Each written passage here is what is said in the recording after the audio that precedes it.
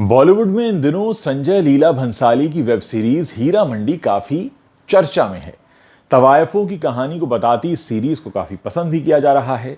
लेकिन क्या आप जानते हैं कि हिंदी सिनेमा में कई ऐसी अभिनेत्रियां रही हैं जिनका ताल्लुक तवायफों की फैमिली से रहा है।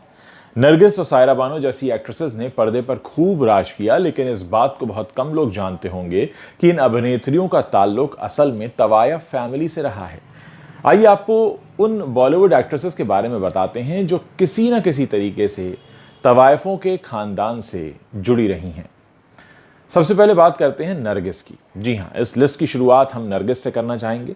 नरगिस जो संजय दत्त की मां थी, वही नरगिस की मां जद्दन बाई थी जो मुस्लिम थी और कोलकाता की मशहूर तवायफ भी थी, जिनका जिक्र राइटर मोहन देसाई ने भी अपनी किताब में किया है। बताया जाता है कि जद्दन बाई भारत को कोठे से मिली पहली महिला संगीतकार थीं।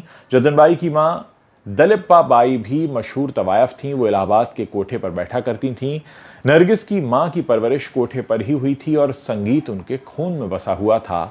उनका तवायफ बनने का किस्सा भी काफी पुराना है। इंटरनेट पर उपलब्ध वीडियो के मुताबिक बताया जाता है कि जद्दन बाई की मां यानी कि दलीपा बाई का बाल विवाह हुआ था और जब उनकी विदाई हुई तो डाकुओं ने उन पर हमला कर दिया। इस दौरान उनके पति की गोली मारकर हत्या कर दी गई और सब कुछ लूट लिया गया। इस हादसे के बाद जब वो जैसे तैसे ससुराल पहुंची तो वहां के लोगों ने उन्हें अभागन करार दे दिया कि ये दुर्भाग्यशाली हैं।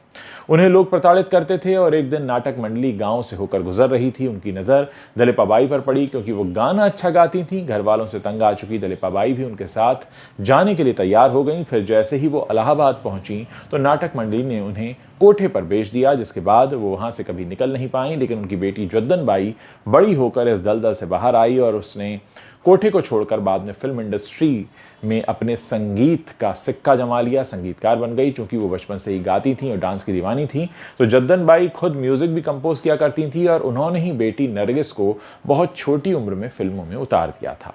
अब बात करते हैं नीतू कपूर की। जी हाँ, इस लिस्ट में नीतू कपूर का नाम भी है। उनका भी तवायफ से नाता रहा है। उनकी नानी हरजीत सिंह को मजबूरन कोठे पर जाना पड़ा था। माता पिता की मौत के बाद हरजीत के चाचा चाची ने प्रॉपर्टी की लालच में उन्हें कोठे पर भेज दिया, जहां कोठे के नियम के मुताबिक उनका बिकना शुरू हो गया। इस संघर्ष के बीच उनकी बेटी राजी सिंह का जन्म हुआ जो कि नीतू सिंह की मां थी। राजी को भी 14 साल की उम्र में ही धंधे में धकेल दिया गया था, लेकिन वो यहाँ रुकी नहीं। 22 साल की उम्र में वो घर से भाग गई। इस बीच राजी की मुलाकात दर्शन सिंह नाम के एक लड़के से हुई, जिससे उन्होंने शादी कर ली और बेटी हरनीत सिंह को जन्म दिया। हरनीत सिंह को ही हम नीतू सिंह के नाम से जानते हैं। राजी शुरू से ही हीरोइन बनना चाहती थी, लेकिन उनकी उम्र जा चुकी थी। ऐसे में अपनी बेटी को हीरोइन बनाने का उन्होंने संघर्ष किया और उन्हें इंडस्ट्री में एक अलग पहचान दिला दी। बात करते हैं सायरा बानो की। बॉलीवुड एक्ट्रेस सायरा बानो का भी नाता तवायफों से रहा है। उनकी नानी, परनानी और मां कोठे पर रहा करती थीं। यहां तक कि उनकी मां और नानी का दिल्ली में अपना कोठा था, लेकिन उनका इतिहास जरा पुराना है। वो इस पेशे में मजबूरी में आई थीं। कहानी की शुरुआत करते हैं जुम्मन बाई से, जो कि सायरा बानो की परनानी थी। जब वो 7 साल की थी तो उनके पिता ने ही उन्हें हसनपुर के कोठे में भेज दिया था। इसकी वजह यह थी कि वो लड़कियों से नफरत किया करते थे। जुम्मन बाई अक्सर भागने की कोशिश करती थीं तो कोठे की मालकिन ने उन्हें दिल्ली भेज दिया था, जिसके बाद वो कोठे की गलियों में ही कैद होकर रह गईं। यहां उन्होंने 18 साल की उम्र में एक बेटी को जन्म दिया जो कोठे में ही काम करने वाले रतन सिंह की बेटी थी। उसी बच्ची का नाम शमशाद रखा गया। अब सवाल यह है कि शमशाद कौन थी? तो वो सायरा बानो के जन्म के बाद उनकी नानी बनी।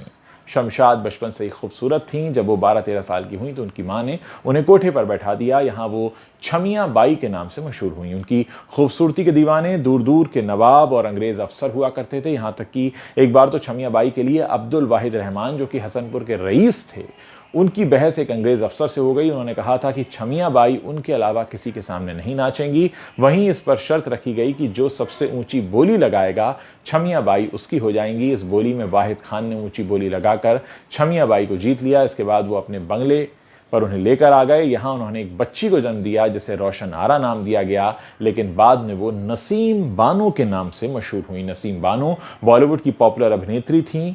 छमिया बाई कुछ सालों के बाद बेटी नसीम के साथ मुंबई चली आईं। नसीम को बचपन से ही हीरोइन बनने का शौक था। मुंबई आने के बाद वो अपनी मां के साथ शूटिंग देखने के लिए जाती थीं। इसी बीच एक दिन सौरभ मोदी की नज़र नसीम पर पड़ी। उस समय वो 11वीं क्लास में पढ़ रही थीं। वो उन्हें फिल्म ऑफर करना चाहते थे।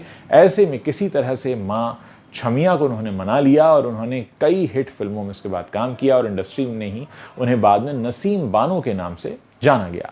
वो इंडियन सिनेमा की सफल अभिनेत्री रहीं, उन्हें the first queen of Indian cinema का टैग भी दिया गया था। अब सायरा बानो नसीम बानो की ही बेटी हैं और नसीम ने उस ज़माने में एहसान उल हक से शादी की थी। तो दोस्तों, ये है बॉलीवुड का तवाइफ़ों के ख़ानदान से कनेक्शन। अगर आगे भी आप इस तरह की कहानियाँ मुझसे सुनना चाहते हैं तो आप इस वीडियो के नीचे कमेंट कर सकते हैं। साथ ही अगर आपने अभी तक हमारे चैनल को सब्सक्राइब नहीं किया है तो आप इसे अभी इसी वक्त सब्सक्राइब कर सकते हैं। मुझे इंतज़ार रहेगा आपके कमेंट्स पढ़ने का और साथ ही मैं जानना चाहता हूँ कि क्या आप हमारे इस चैनल को पसंद कर रहे हैं। नीचे कमेंट सेक्शन में लिखकर आप बता सकते हैं।